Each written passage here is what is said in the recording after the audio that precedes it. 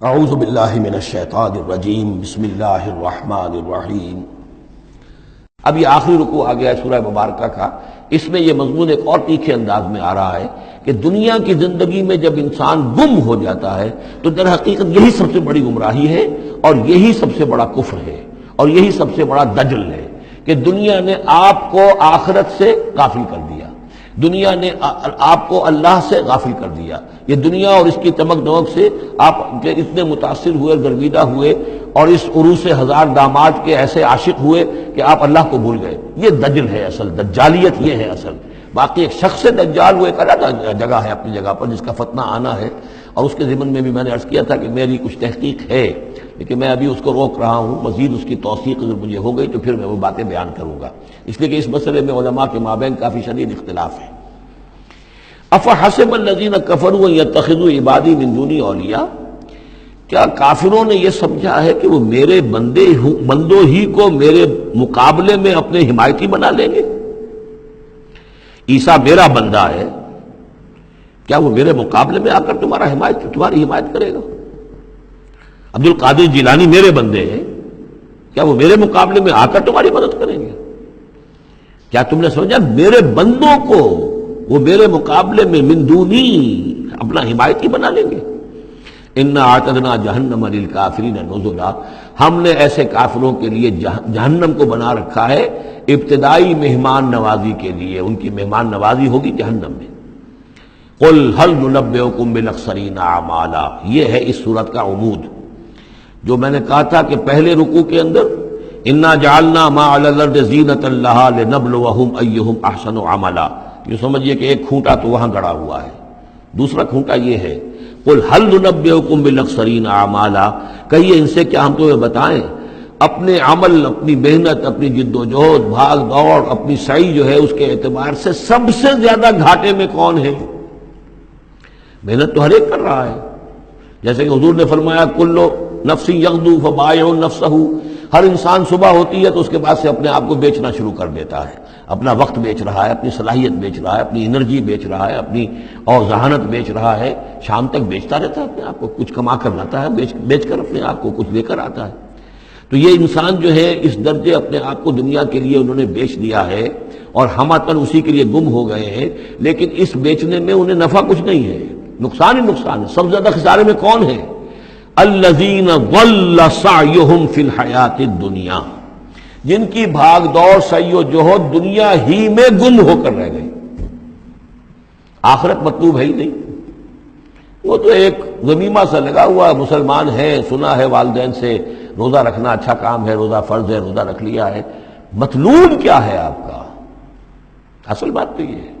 جو ضربہ سلام میں نے کل نوٹ کرایا تھا سورہ بنی اسرائیل میں،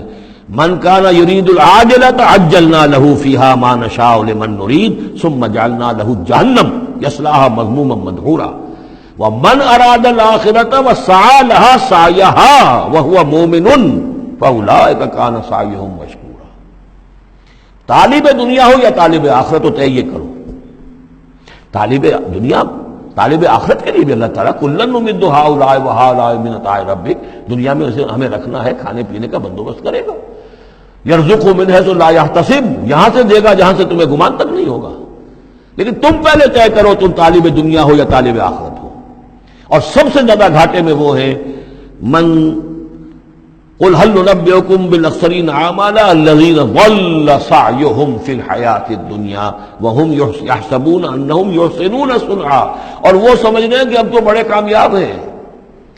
میری ایک فیکٹری تھی اب میرے 3 مل لگ چکے ہیں، میں نے فلاں یہ تھا میں نے اب اتنی جائیداد بنا لی ہے، میرے اتنے ایسٹس تھے اور سال بسال گنتی کر کے اب تو کامیاب ہو رہے ہیں۔ وہ سمجھتے ہیں کہ ہم کامیاب ہیں، ہماری محنتیں برابر ہو رہی ہیں، ہماری یہ دن رات کی کوشش جو ہے وہ نتیجہ خیز ہو رہی ہے۔ اولئک الذین کفروا بآیات ربہم، یہ وہ لوگ ہیں جنہوں نے اپنے رب کی آیات کا انکار کیا، چاہے کہتے ہو کہ ہم اللہ کو مانتے ہیں، قرآن کو مانتے ہیں، لیکن حقیقتاً اگر طالب دنیا ہے تو گویا کہ وہ اللہ کی آیات کا انکار کر رہا ہے۔ اللہ تو کہتا ہے اصل زندگی وہ ہے، وَإِنَّ الدَّارَ الْآخِرَةَ لَهِيَ الْحَيَوَانُ، تم اصل زندگی اس کو سمجھے بیٹھے ہو، تو تم نے کہا اللہ کی بات کی تصدیق کی، تم نے تو اللہ کی بات کو جھٹلایا ہے۔ اولئک الذین کفروا بآیات ربہم ولقائہ فحبطت اعمالہم، یہ جو جھوٹی پھوٹی کوئی نیکیاں کرتے ہو اپنے دل کی تسلی کے لیے، جھوٹے تسلی دینے کے لیے، کوئی مسلی کھلا دیے، کوئی غریبوں کا کام ہو گیا، کوئی کسی کے لیے، یہ نیکیاں ہمارے ہاں قطعاً ان کی کوئی حیثیت نہیں، ان کے سارے اعمال اس قسم کی نیکیاں حبط ہو جائیں گی۔ فلا نقیم لہم یوم القیامت وزنا، تو اس دن ہم ان کے لیے قیامت کے دن جو ہے کوئی ان کا وزن قرار نہیں دیں گے، یا ان کے اعمال کو تولیں گے ہی نہیں۔ اعمال تو ان کے تلیں گے جن میں ایمان ہو، جن میں ایمان ہی نہیں ان کا اعمال کیا تلنا ہے؟ فلا نقیم لہم یوم القیامت وزنا۔ اب یہ ہے دو مقامات جو میں نے کہا ہے کہ ایک کھوٹا وہاں ایک کھوٹا یہاں، اسی لیے ابتدائی آیتیں اور آخری آیتیں سورہ کہف کی، خاص طور پہ دجالی فتنے سے محفوظ رہنے کے لیے ان کو یاد رکھا جائے، ان کو پڑھا جائے، اور یہ کہ اللہ توفیق دے تو ہر جمعے کو سورہ کہف کی تلاوت کی جائے۔ درمیان میں پھر میں نے بتایا تھا زینت کا لفظ آیا، ترید و زینت الحیات الدنیا، کچھ اور آگے چل کر المال والبنون زینت الحیات الدنیا، تو یہ زینت دنیا اور زیبائش اور آرائش، اور یہ تمہیں اپنے اندر گم کر لیتی ہے،